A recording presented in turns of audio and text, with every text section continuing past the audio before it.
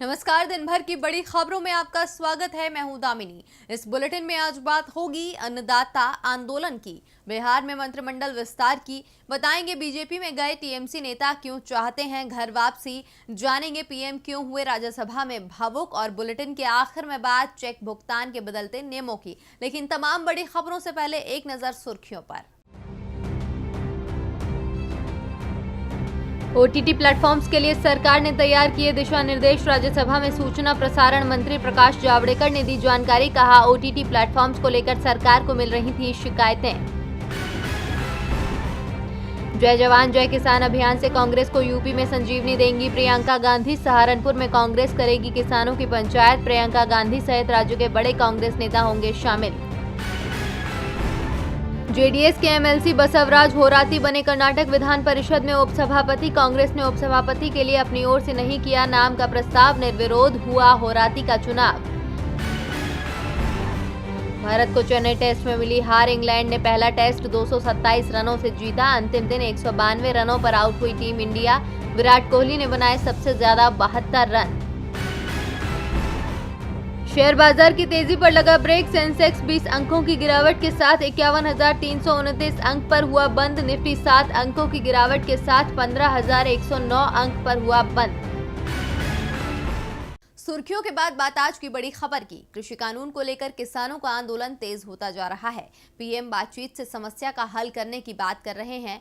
किसान भी बातचीत के लिए तैयार हैं। किसान नेता सरकार से पूछ रहे हैं कि कब बातचीत होगी, तारीख भी बताइए। लेकिन सरकार न तो तारीख बता रही है और न ही कानून वापस लेने के संकेत दे रही है। दूसरी ओर किसान भी अड़े हैं और लगातार पंचायतें कर रहे हैं। देखिए ये रिपोर्ट। किसान आंदोलन के 76वें दिन सुबह सुबह खबर मिली कि 26 जनवरी को हुई दिल्ली की घटना के आरोपी दीप सिद्धू को आज पकड़ लिया गया। दीप सिद्धू से पूछताछ के बाद मामले में बड़े खुलासे हो सकते हैं। इस पर नजर सरकार की भी है और किसानों की भी। किसानों की जो सबसे बड़ी मांग है वो है कृषि कानून की वापसी की, जिस पर सरकार तैयार नहीं है। सरकार अड़ी है तो किसान भी अड़े हुए हैं। आज किसानों ने हरियाणा के कुरुक्षेत्र में महापंचायत बुलाई थी और हर बार की तरह इस पंचायत में भारी संख्या में किसान जमा हुए। इस महापंचायत में भारतीय किसान यूनियन के नेता राकेश टिकैत ने कहा कि सरकार नए कृषि कानूनों को वापस ले और न्यूनतम समर्थन मूल्य पर कानून बनाए, नहीं तो आंदोलन जारी रहेगा। टिकैत ने कहा कि सरकार किसानों को नोटिस भेजकर डरा रही है, लेकिन इससे किसान डरने वाले नहीं हैं।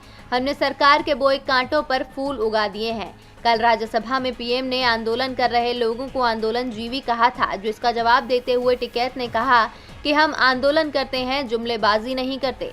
किसान नेता शिव कुमार ने कहा कि पीएम कहते हैं कि किसानों से बातचीत बंद नहीं हुई है, बातचीत चालू है, लेकिन 20 दिन से बातचीत नहीं हुई है। किसान बातचीत को तैयार हैं, सरकार तारीख बताए वो कब बातचीत करना चाहती है। अब देखना होगा कि सरकार अगले दौर की वार्ता के लिए क्या समय निर्धारित करती है। किसानों के धरने को 2.5 महीने से ज्यादा का समय हो चुका है, लेकिन किसानों की मांगों का हल नहीं निकल पा रहा। अभी भी समझौते का इंतजार हो रहा है, लेकिन बिहार में मंत्रिमंडल विस्तार का इंतजार जरूर आज समाप्त हो गया। बिहार के राज्यपाल फागू चौहान ने 17 मंत्रियों को शपथ दिलाई। किस किस ने ली मंत्री पद की शपथ और किसे मिला कौन सा मंत्रालय, देखिए हमारी ये रिपोर्ट। बिहार में जिस कैबिनेट विस्तार का लंबे समय से इंतजार किया जा रहा था, आखिरकार अब वो हो गया है।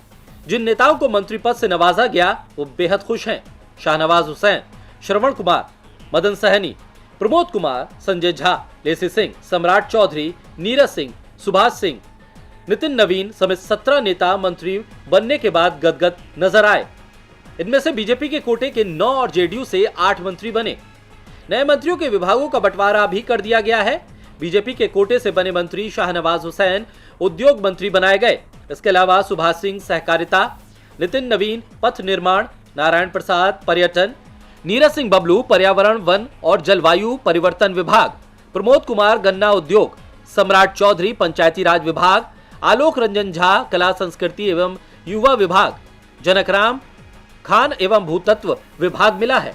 इसके अलावा जेडीयू कोटे से बने मंत्रियों में लेसी सिंह खाद्य और उपभोक्ता संरक्षण, सुमित सिंह विज्ञान एवं प्रौद्योगिकी, संजय झा जल संसाधन सहकारिता सूचना और जनसंपर्क, श्रवण कुमार ग्रामीण विकास विभाग, मदन सहनी समाज कल्याण विभाग, जयंत राज ग्रामीण कार्य, जमा खान अल्पसंख्यक विभाग, सुनील कुमार मद्य निषेध उत्पाद विभाग की जिम्मेदारी दी गई है।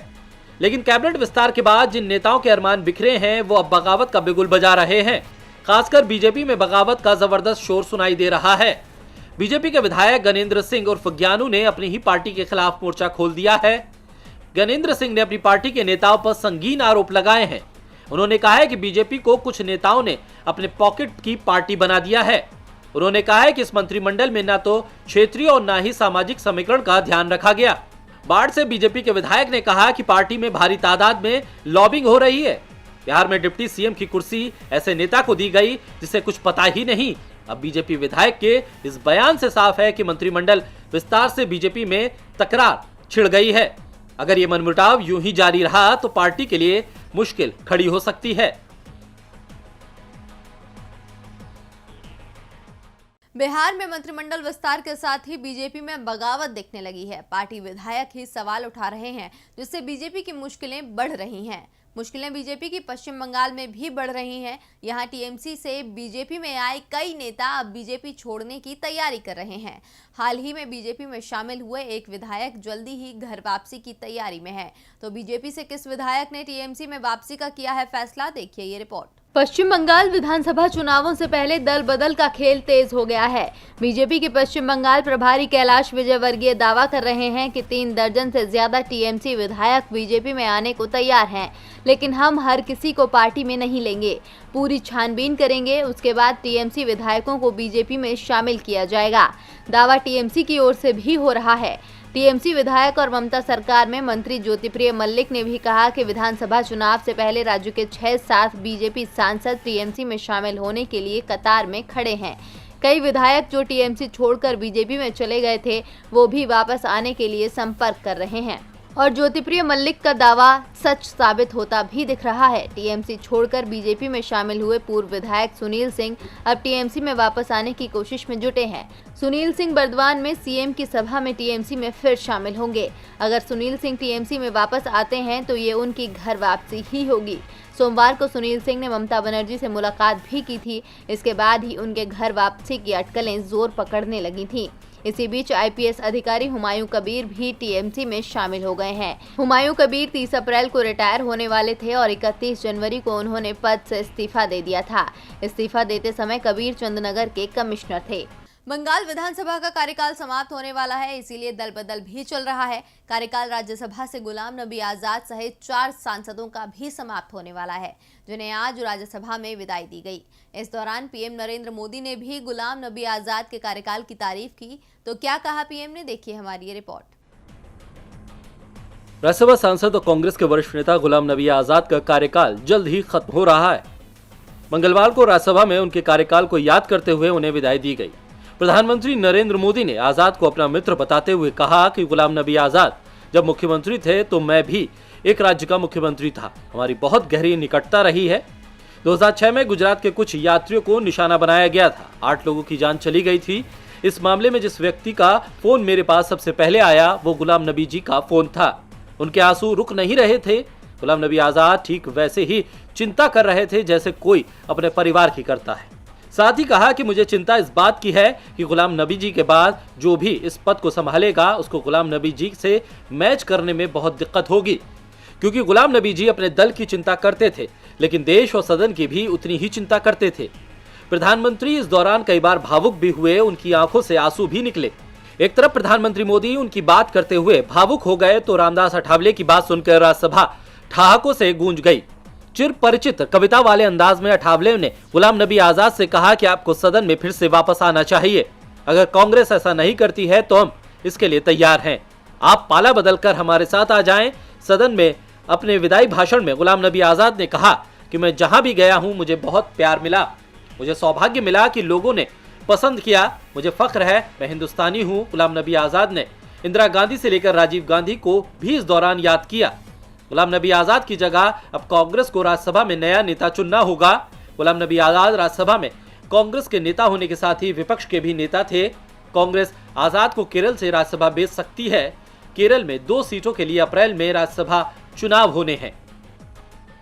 राज्यसभा में आज सभी सदस्यों ने विपक्ष के नेता गुलाम नबी आजाद की जमकर तारीफ की, लेकिन लोकसभा में टीएमसी सांसद महुआ मोइत्रा के बयान को लेकर कल लोकसभा में हंगामा मच गया था और अब सरकार की ओर से संकेत मिल रहे हैं कि मोइत्रा के खिलाफ विशेषाधिकार हनन का प्रस्ताव लाया जा सकता है। तो क्या कहा था महुआ मोइत्रा ने जिस कारण उन पर हो रही है कार्रवाई की मांग, देखिए ये रिपोर्ट। राष्ट्रपति के अभिभाषण पर धन्यवाद प्रस्ताव की चर्चा कल यानी सोमवार को लोकसभा में शुरू हुई। राज्यसभा में चर्चा हो चुकी है। लोकसभा में बीजेपी की लोकेट चटर्जी ने प्रस्ताव रखा। कई सदस्य बारी बारी से अपनी राय रख रहे थे। इस दौरान टीएमसी की ओर से चर्चा में हिस्सा लेने के लिए खड़ी हुई महुआ मोइत्रा। उन्होंने केंद्र सरकार को कई मामलों पर घेरा।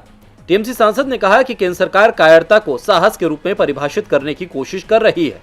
न्यायपालिका अब पवित्र नहीं रह गई है। केंद्र सरकार के दबाव में आकर फैसले लिए जाते हैं। कुछ लोग सत्ता की ताकत में असत्य को साहस कहते हैं। सरकार ने गलत सूचना फैलाने को कुटीर उद्योग बना दिया है। इस दौरान महुआ मोइत्रा ने राम मंदिर के फैसले को लेकर पूर्व सीजीआई पर भी सवाल उठाए। महुआ के बयान पर तुरंत ही सत्ता पक्ष की ओर से आपत्ति जताई गई, लेकिन महुआ मोइत्रा ने अपनी बात वापस नहीं ली, बल्कि दोबारा उसे सदन में दोहराया। इसके बाद सत्ता पक्ष की ओर से उन पर कार्रवाई करने के संकेत मिल रहे हैं। संसदीय मामलों के मंत्री प्रहलाद जोशी ने कहा कि सुप्रीम कोर्ट के पूर्व न्यायाधीश के खिलाफ सदन में टिप्पणी करना बेहद गंभीर मामला है। हम इस मामले में सांसद के खिलाफ उचित कार्रवाई पर विचार कर रहे हैं।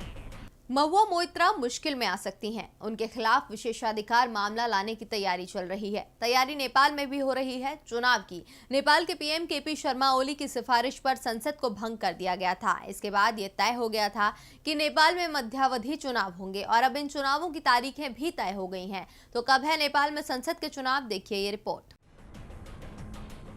भारत के पड़ोसी देश नेपाल की सियासत में लंबे समय से अस्थिरता बनी हुई है। प्रधानमंत्री केपी शर्मा ओली की सिफारिश पर राष्ट्रपति विद्यादेवी भंडारी के संसद भंग करने को मंजूरी मिलने के बाद से पिछले करीब 2 महीने से नेपाल का राजनीतिक पारा चढ़ा हुआ है और अब घमासान और तेज होने वाला है, क्योंकि नेपाल में मध्यावधि चुनाव की तारीखों का ऐलान कर दिया गया है। नेपाल में 2 चरणों में अप्रैल और मई में मध्यावधि चुनाव कराने का फैसला लिया गया है। नेपाल में 40 जिलों में 30 अप्रैल को और बाकी 37 जिलों में 10 मई को मध्यावधि चुनाव होंगे। कैबिनेट ने मंगलवार को जानकारी दी और मध्यावधि चुनाव कराए जाने का फैसला सोमवार को मंत्रिपरिषद की एक बैठक में लिया गया। रिपोर्ट के अनुसार कैबिनेट ने पहले चरण में प्रोविंस 2 गंडकी, लुम्बिनी और कर्नली प्रांतों के 40 जिलों में पहले चरण में 30 अप्रैल को चुनाव कराने का फैसला लिया। दूसरे चरण में प्रोविंस 1 बागमती, सुदूर पश्चिमी प्रांतों के 37 जिलों में 10 मई को चुनाव कराए जाएंगे। इन तारीखों के ऐलान के बाद अब नेपाल की सियासत में नया मोड़ आएगा, क्योंकि संसद भंग किए जाने के बाद नेपाल कम्युनिस्ट पार्टी यानी एनसीपी भी 2 गुटों में विभाजित हो गई है। एक गुट का नेतृत्व खुद प्रधानमंत्री ओली और दूसरे गुट का नेतृत्व पूर्व प्रधानमंत्री पुष्प कमल दहल और माधव कुमार नेपाल कर रहे हैं। ऐसे में चुनाव बेहद दिलचस्प होने वाले हैं। और बुलेटिन के आखिर में बात चेक भुगतान को लेकर बदलते नियमों की। वैसे तो देश में आरटीजीएस, एनईएफटी और यूपीआई समेत कई तरीकों का इस्तेमाल पैसा ट्रांसफर करने के लिए किया जाने लगा है, लेकिन चेक का प्रचलन कम नहीं हुआ है। अब भी भुगतान का प्रमुख माध्यम चेक बना हुआ है, लेकिन चेक क्लियर कराने के लिए ग्राहकों को कई दिनों तक इंतजार करना पड़ता था और सरकार अब ग्राहकों के लिए इसी का समाधान ढूंढकर ले आई है। देश में पैसे के लेन देन के लिए चेक का उपयोग आज से कई साल पहले शुरू कर दिया गया था, लेकिन आज भी चेक को भुनाने के लिए ग्राहकों को कई परेशानियों का सामना करना पड़ता है, जिसकी वजह से देश में जब आरटीजीएस, एनईएफटी और यूपीआई जैसे तरीके आए तो ग्राहकों ने इसे हाथों हाथ लिया और अब भारतीय रिजर्व बैंक ने भी चेक क्लियरेंस के नियमों में बदलाव करने का फैसला किया। आरबीआई ने भुगतान और निपटान प्रणाली को अधिक बेहतर, तेज और सटीक बनाने के लिए ये बदलाव किए। इस बदलाव का नाम है सीटीएस। देश में सीटीएस का इस्तेमाल 2010 से किया जा रहा है और इसके दायरे में लगभग 1,50,000 बैंक शाखाएं पहले से ही हैं। लेकिन अब आरबीआई ने चेक ट्रांजैक्शन सिस्टम का दायरा बढ़ाने का फैसला किया है, जिसका असर 18,000 बैंक शाखाओं पर पड़ेगा। इसी साल सितंबर से नए नियम लागू हो जाएंगे। आपको बता दें कि सीटीएस यानी cheque transaction system cheque clear करने की एक प्रक्रिया है, जिसमें जारी किए गए चेक को एक जगह से दूसरी जगह नहीं घूमना पड़ता। दरअसल चेक जिस बैंक में जमा किया जाता है, वहां से चेक जारी करने वाले की बैंक शाखा में भेजा जाता है। इस वजह से चेक क्लियर होने में ज्यादा समय लगता है। साल 2010 से भारत में सीटीएस के तहत चेक क्लियर किए जाते हैं, जिसमें देश की करीब 1,50,000 बैंक शाखाएं जुड़ी हुई हैं। अब बाकी शाखाओं को भी जल्द ही सीटीएस के दायरे में शामिल किया जाएगा। सीटीएस के जरिए चेक जल्दी क्लियर हो जाता है, इससे ग्राहकों को पेमेंट जल्दी मिल जाता है। इसके अलावा सीटीएस लागत को भी घटाता है, लॉजिस्टिक्स से जुड़ी समस्याओं को कम करता है। इससे पूरे बैंकिंग सिस्टम को फायदा होता है। चेक के एक स्थान से दूसरे स्थान जाने में लगने वाली लागत भी खत्म हो जाती है, लिहाजा चेक की प्रोसेसिंग तेजी से होती है। देश में मौजूद पैसे ट्रांसफर करने के कई तरीकों के बावजूद चेक अभी भी भुगतान के प्रमुख माध्यमों में बना हुआ है। चेक की इसी महत्ता को देखते हुए आरबीआई ने कम समय में चेक क्लियरेंस की क्षमता को बढ़ाने का फैसला किया है। और दिन भर की बड़ी खबरों में मेरे साथ इतना ही। देखते रहिए डीबी लाइव। नमस्कार।